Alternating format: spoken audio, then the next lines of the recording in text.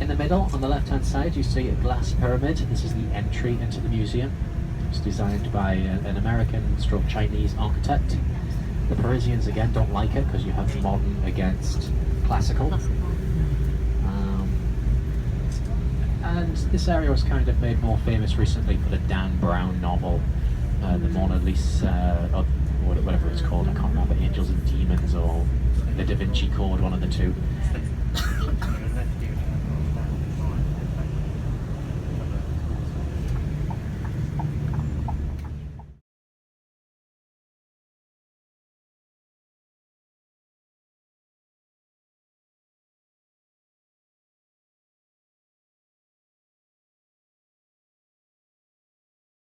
Brought them to Paris and put them on shore. So this tiny building that was not big enough for the royal family of the French, this tiny little palace, obviously it's not tiny, that's why the French were so upset, is the Palace of the Louvre. Now we know it as the Museum of the Louvre. One of the largest museums in the world, and definitely the most famous of them. Unfortunately, the museum... So there's many of historians who argue that if the Palace of the Versailles was never built, the French Revolution might never have taken place. Now when Napoleon Bonaparte takes over, he realizes that this palace is kind of the symbol of the French royals of the past. So instead of turning it back into his own palace, he decides to open this building up and turn it into a museum. And he fills it with all of the treasures from all of the wars that he wins across Europe. Treasures like the Mona Lisa, which was drawn. Down to your right, you see a statue of the Austerlitz column. And we're going to make our way now down to the most famous museum. Now, if we were to have done this driving tour a couple of hours earlier, this would have taken us to this point at least 2 hours, maybe even 2.5. But because the traffic is gone, we've whizzed around it 45 minutes. So that's good. Now the Museum of the Louvre, when you see it later, literally 5 minutes we will be there, you will look at it and think, no way has that was made about. Those who are doing the Paris Plus tomorrow, I'll give you a chance to walk around this building and then we'll head down to the perfumery, which is about a 5-minute walk from here.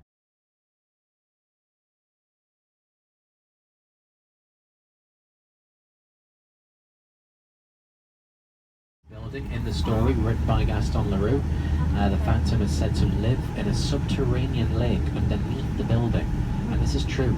This building is actually built on top of a lake, which took 4 years to build it because of the foundations needed to build the building. Now you can go down and look at that lake if you want, but it has a very long waiting list. In fact, it's 3 years long. So if you were to sign up now, come back in 3 years' time, and you can go down and see the lake underneath the Opera House. It takes you a little less time to get up the Eiffel Tower.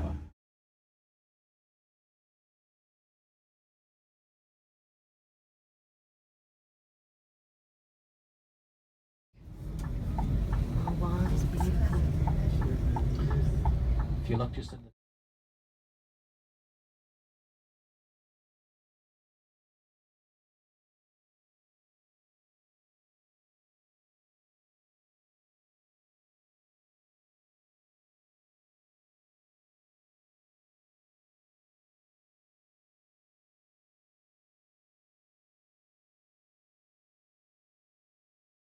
the Arc de Triomphe. He never saw it finished, and because the kings were then reinstalled after Napoleon was defeated, the kings decided to bring back religion to the people. So they built this as a church. They finished it off and called it the Church of Mary Magdalene. So when we do a quick drive-by, you will see these Corinthian-like columns, very much like the ancient Greek temples. So it was supposed to be a temple, but now a church. Very popular with churches.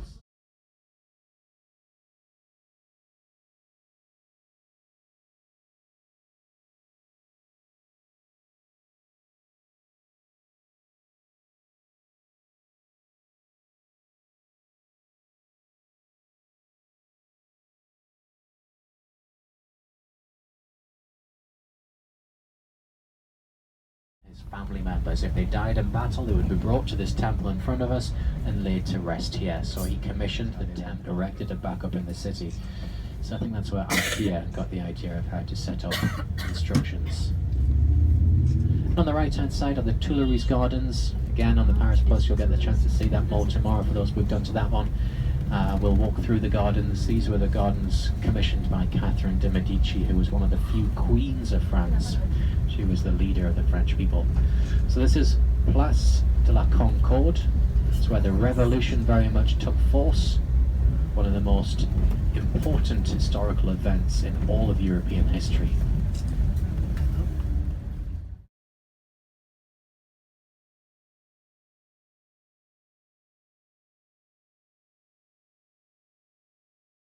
Obelisk. This is very much where the guillotine was placed. This is where Louis XVII saw his end, Marie Antoinette, and even the leader of the revolution himself, Maximilien Robespierre. He was the guy that inspired France to rise up against the royal family. At the end of the French Revolution, when you had the Dutch and the British and the Austro-Hungarians, all terror in the French Revolution, that even the cattle that would be crossing the square to get to the abattoir on the other side refused crossing because of the stench of blood. From London, I was telling you how the French rose up in defiance against the kings and queens and the royalty, the aristocracy and the church for owning too much of the land, too much of the money flowing through France. So the French people rounded them up and chopped off their heads. Where the heads were rolling, where the guillotine was in full force, was on this square just ahead. Place de la Révolution it was called, the place of the revolution. It's been renamed now to Place de la Concorde. So we're going to drive around it and just let the pictures of history paint in front of you. Imagine these 20, 30, 40,000 people, one by one, led to the guillotine. The guillotine would drop, severing the head from the neck of those aristocracy. Even the king and Marie Antoinette, his wife, were killed here brutally by guillotine. Freedom of speech. So you may have seen that reported in your local countries. And also one of the biggest sporting events always takes place here on this street every year. The Tour de France, one of the most famous cycle races across Europe. Most of the races take place in the mountains, but the end is always the Champs-Élysées. So you may remember seeing Lance Armstrong 7 times cycling down here, hands held in full stretch, celebrating his victories, and then only to find out a couple of years later that all of those... You have a Louis Vuitton shop coming up on the right hand side, Swarovski Crystal. You have all of the big designer European names here. Hugo Boss on right now.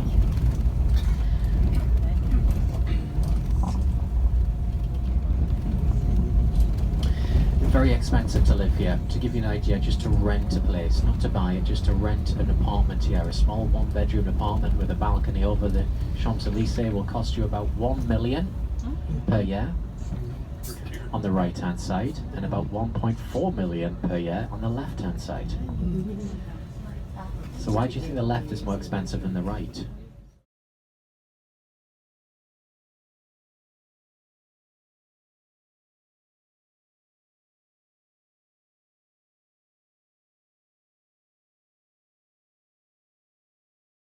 He didn't actually design it. He had a team of designers who designed it on his behalf.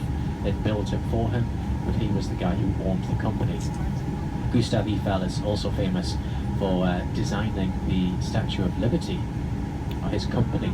designed the Statue of Liberty in New York. It was given as a gift from the French people to the Americans to celebrate their liberation, their liberty from the British. World Fair that was travelling around the world, and the World Fair is the expo. We still have the expo to this very day. And the expo in 2020 will be taking place in Dubai. In 2015 it was in Milan. Every 5 years we have a World Fair called the Expo, the World Exposition. And it's taken place around the world for hundreds of years now. It came here to Paris at the turn of the 20th century. So 1891 I think it was, just about to turn into the 20th century, it came to Paris, and the Parisians wanted to have a grand gate in which you would walk through that to enter into the fair, into the World Fair, which was to last for 6 months. So they built the Eiffel Tower. They went out to a number of different architects and builders. Eventually Mr. Gustave Eiffel had his entry accepted and commissioned, and Gustave Eiffel named the tower after himself, the Eiffel Tower, the Tour Eiffel. So it's named after Gustave Eiffel, whose company inside now you'll see FKS Optique, an optician. Just above that was Charlie Chaplin's. Some of these buildings might look familiar to you because they were in Hollywood movies. You may have seen the Jason Bourne movie, Bourne Identity. That was partly filmed here in Paris with Jason Bourne or Matt Damon.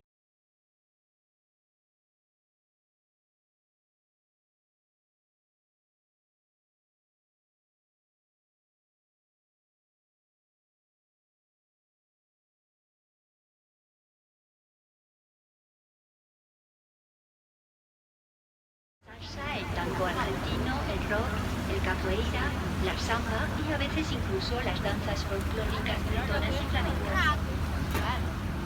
Nous allons faire demi-tour.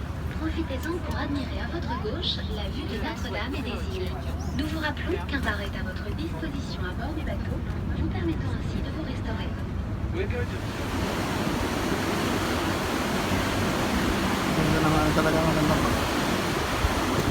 France. Nous longeons à droite le quai Saint-Bernard, sur lequel se trouve le square Tino Rossi. C'est le musée de sculpture en plein air de la ville de Paris, avec des œuvres d'artistes contemporains. L'été, le square accueille de nombreux bals où des milliers de personnes venues du monde entier dansent la salsa, le tango argentin.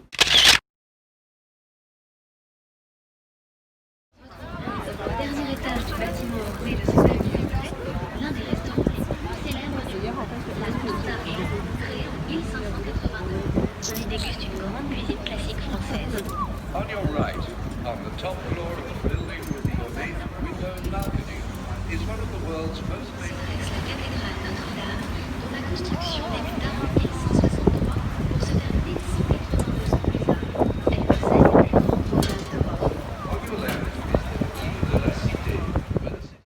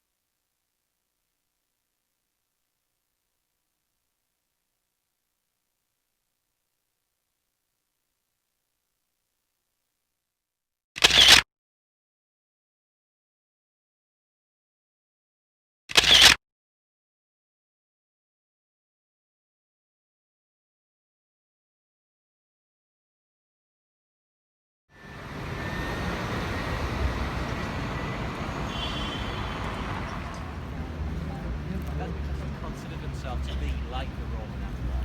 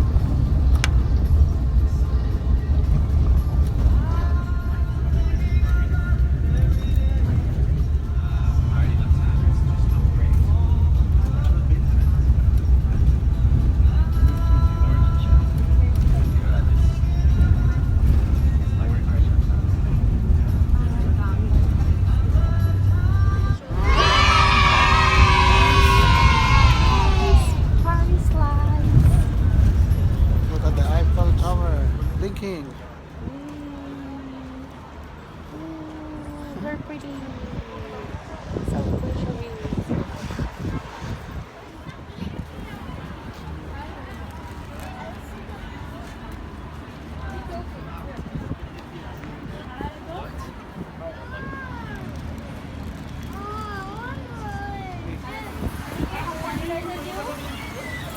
Hot dog खायचं असेल तर sanitiser घे